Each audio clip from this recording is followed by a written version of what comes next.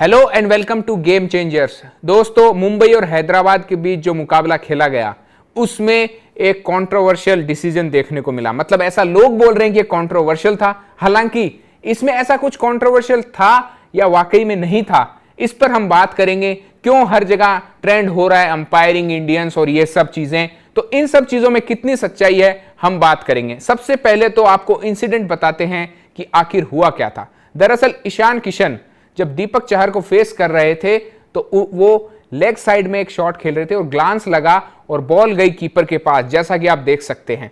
ऐसे में अंपायर जो थे, अंपायर ने उंगली खड़ी कर दी। लेकिन अंपायर ने ये उंगली क्यों खड़ी की, ये अब आपको बताएंगे कि पहले अंपायर जो आउट नहीं देना चाह रहे थे और बिना अपील के अंपायर ने आउट क्यों दिया, आखिर अंपायर इतने कंफ्यूज क्यों दिखे। तो दोस्तों, इसके पीछे एक बड़ा कारण था खुद ईशान किशन। दरअसल ईशान किशन जैसे ही बॉल विकेट कीपर के पास गई, उन्होंने जो है चलना शुरू कर दिया। ऐसे में अंपायर को लगा कि यार शायद एज लगा है और बैट्समैन खुद वॉक कर रहा है। और मैं आपको बता दूं कि जब भी बैट्समैन खुद वॉक कर जाता है तो ऐसे में अंपायर को फिर आउट देना पड़ता है। हालांकि बाद में जब डीआरएस चेक किया गया तो हमने देखा कि ईशान किशन आउट नहीं थे, लेकिन ईशान किशन ने खुद डीआरएस भी नहीं लिया। तो ऐसे में बहुत सी कंट्रोवर्सी हो गई कि आखिर आउट था नहीं था, आखिर हुआ क्या।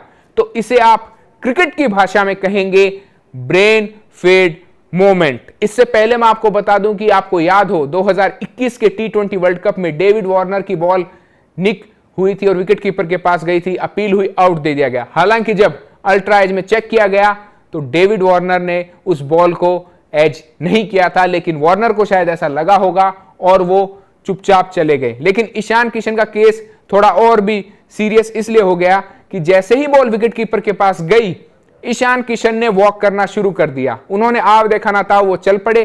फिर दूसरे एंड से उन्हें इशारा हुआ कि भाई अपनी क्रीज में जाओ, तो फिर वो क्रीज में गए। इतने में जो है अंपायर इशारा कर रहे थे कि इतनी बॉल बची है, और अंपायर ने जैसे ही ईशान किशन को वॉक करते देखा तो अंपायर ने अपनी उंगली खड़ी कर दी कि हां, ये वाकई में आउट है।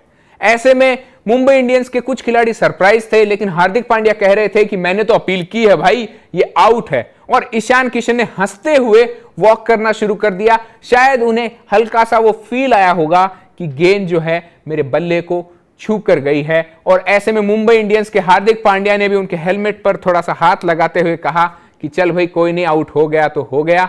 यहां पर आप कहेंगे कि अंपायर का कोई फॉल्ट नहीं है। अंपायर ने जैसे ही देखा कि ईशान किशन वॉक कर रहे हैं तो भाई अंपायर क्या करते, उनको तो आउट देना ही पड़ेगा। जैसा कि मैंने आपको बताया, एक बार 2012 की आईपीएल में राहुल द्रविड़ के साथ ये केस हुआ था। जब राहुल द्रविड़ को बॉल डाली तो राहुल द्रविड़ ने एकदम से वॉक करना शुरू किया तो अंपायर ने आउट दिया।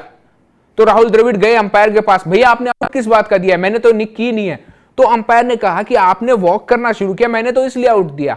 लेकिन उस केस में अंपायर ने अपना डिसीजन वापस ले लिया था। इस केस में क्या हुआ कि ईशान किशन वॉक करते ही रहे और वो रुके ही नहीं। ना उन्होंने डीआरएस लिया, ना उन्होंने अंपायर से बात की कि आपने किस बेस पे आउट दिया, और इसीलिए जो है अंपायर ने इस डिसीजन को आउट करार दिया। और अंपायर को आप इसमें दोष नहीं ठहरा सकते। इसमें पूरी गलती ईशान किशन की है कि उन्हें शायद ऐसा लगा होगा, या एक ब्रेन फेड मोमेंट आप कह सकते हैं। जैसे बिग बैश में एक बार ग्लेन मैक्सवेल बैटिंग करने आए और उन्होंने गेंद लीव कर दी और बॉल सीधी डंडों से जा टकराई। ऐसे में आप क्या कहेंगे, ब्रेन फेड। तो ईशान किशन के साथ भी इस मैच में कुछ ऐसा ही हुआ।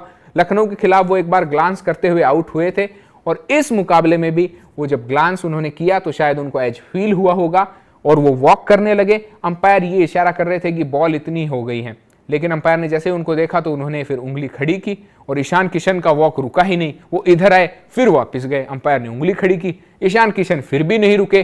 तो इसमें पूरा का पूरा फॉल्ट है ईशान किशन का कि आखिरकार वो ऐसी कौन सी जो है स्पिरिट ऑफ द गेम दिखाने में लगे हुए थे कि उन्होंने आप देखा ना था वो निकल लिए, ना डीआरएस का सोचा ना कुछ और। हालांकि इसके बाद वो पवेलियन में बैठे हुए काफी निराश नजर आए कि शायद इस ब्रेन फेड में उनसे गलती हो गई, क्योंकि ईशान किशन का फॉर्म ऑलरेडी इतना बुरा चल रहा है। और ऐसे में इस तरीके से आउट होके जाना कहीं ना कहीं हैदराबाद के खेमे को भी निराश करेगा। लेकिन अंपायर से रिलेटेड जो भी आपके डाउट थे मैंने क्लियर कर दिए हैं कि अंपायर आप जो कहते हैं कि बिना अपील के आउट नहीं दे सकता, तो अंपायर अगर प्लेयर खुद वॉक कर जाए तो आउट दे सकता है। और ठीक ऐसा ईशान किशन ने किया। जैसे ही बॉल उन्होंने ग्लांस की कीपर के पास गई तो ईशान ने वॉक करना शुरू कर दिया। तो यह है आपके उस सवाल का जवाब जो आप ढूंढ रहे हैं कि यार अंपायर ने बिना अपील किए आउट कैसे दिया। उम्मीद है ये इंफॉर्मेटिव वीडियो आपको पसंद आया होगा।